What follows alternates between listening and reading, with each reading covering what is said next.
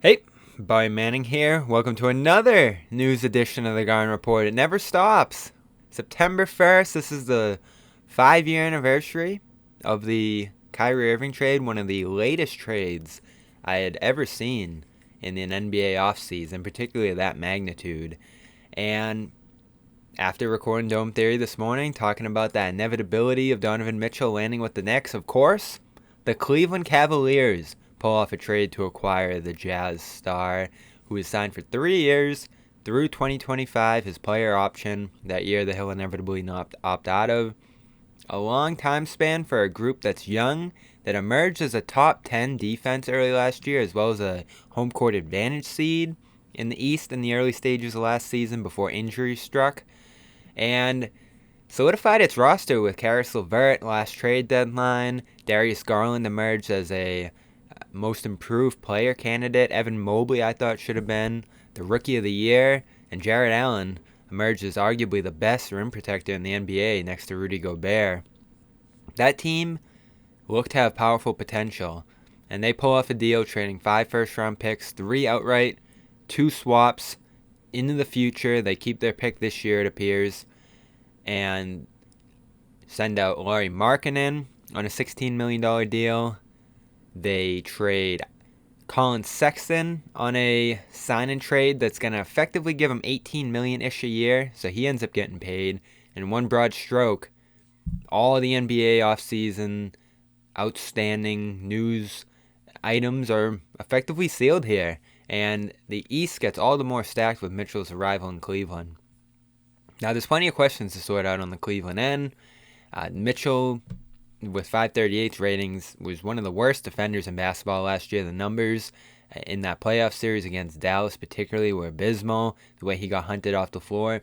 I wonder how that's going to fit with the defensive-centric mindset that the Cavaliers had built. They were playing triple big with Lauri Markkanen. This obviously downsizes them quite a bit. And the involvement of the one player I didn't mention in the trade, Ochai Agbaji, I believe coming out of Kansas, a 3-and-D player who shot the ball well in college and found his way into being a lottery pick this year's draft. Got a lot of rave reviews, a good fit on the Cavaliers it seemed like, maybe even a guy that could have started for them. So I think that's a real piece that they gave away there. Though you're Cleveland and you have a chance to acquire a star, hard to pass that up.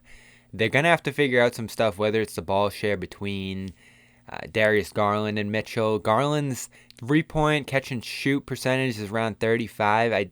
I wonder if that's a product of opportunity or ability. I'd imagine opportunity, given that he had the ball in his hands for most of last season and didn't have many opportunities to do so. Caris LeVert's catch-and-shoot numbers look better than I had imagined them to be, and it's going to be important that he has a bounce-back year in those lineups. 6'6", he's going to be that wing more often than not, I'd imagine, unless Isaac Okoro takes steps as a shooter. Zach Lowe had a great breakdown of how Okoro shot as many percentage of his shots wide open as any other wing in the league, just because of defense's lack of respect for that shot from him, though he's only 21 this year. And defensively, stable, could fit what they did on that end, and still has room to grow. That was a guy that I loved in his draft class, and he is obviously going to have the open door to start on this team. Maybe LeVert ends up in that 6-man role with the ball in his hands, which is where he's at his best. So they'll have 3 different guys that can play, make, score on the ball. Kevin Love's floor spacing is going to be super important for them. And again, Mitchell's commitment to the defensive end, because he has the tools. We've seen him play better defense than he did last year in the past. These are going to be important for Cleveland, and we'll sort out where they fit in the West going forward on the Garden Report, or in the East rather. I don't see them any higher than 4 or 5 yet. And I've kicked around this with Justin Rowan on Dome Theory. I gotta see it, and he is still saying that there's time until they take these next steps. I love some of their pieces. Mobley, again, I thought he should have been Rookie of the Year. He's legitimately a defensive anchor right now. That back line is about as good as you can imagine in terms of backing up Mitchell, as well as his backcourt mate Garland.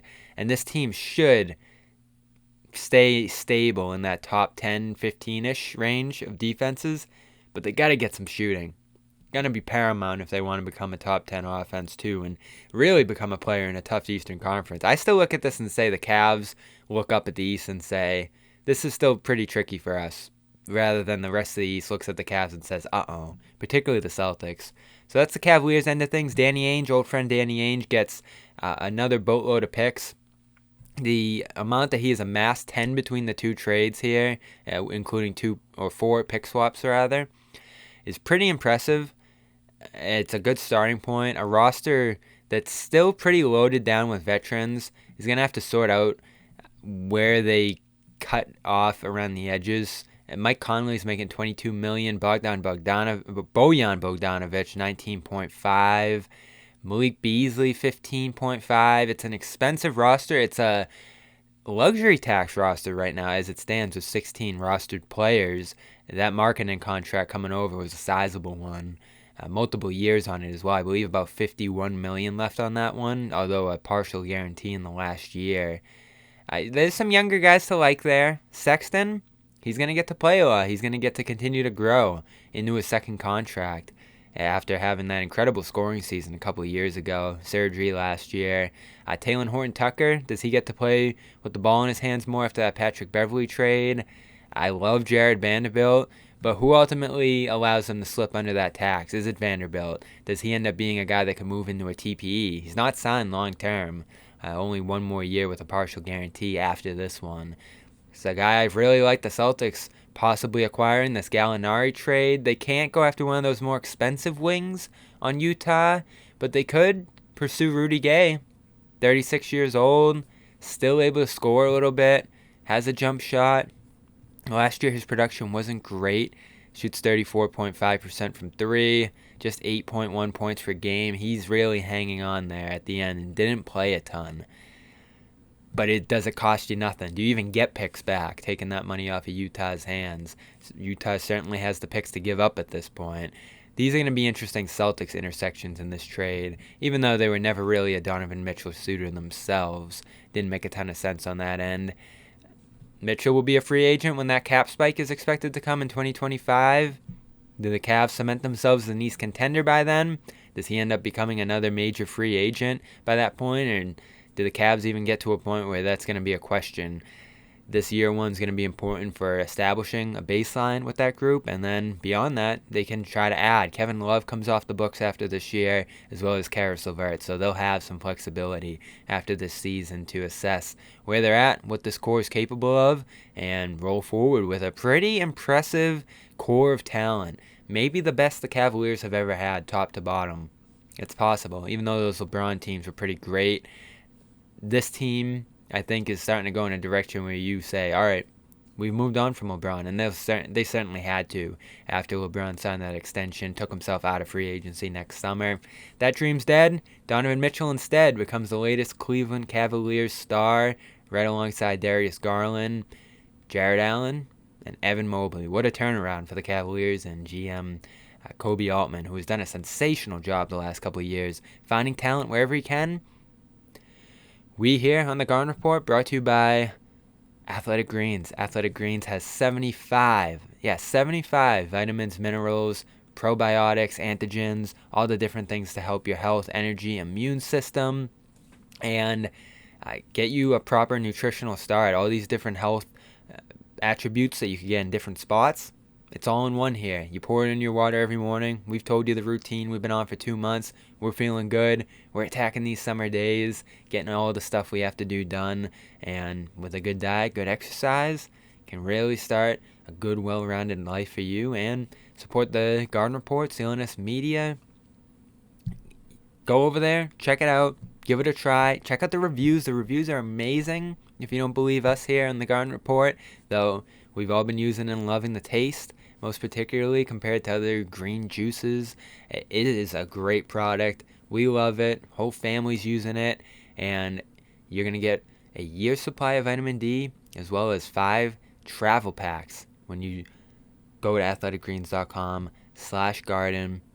Give it a shot. Let us know what you think. And, of course, if you email the receipt of your purchase to @John_Zanis, you're going to get the Garden Report's first piece of merch, a phenomenal t-shirt.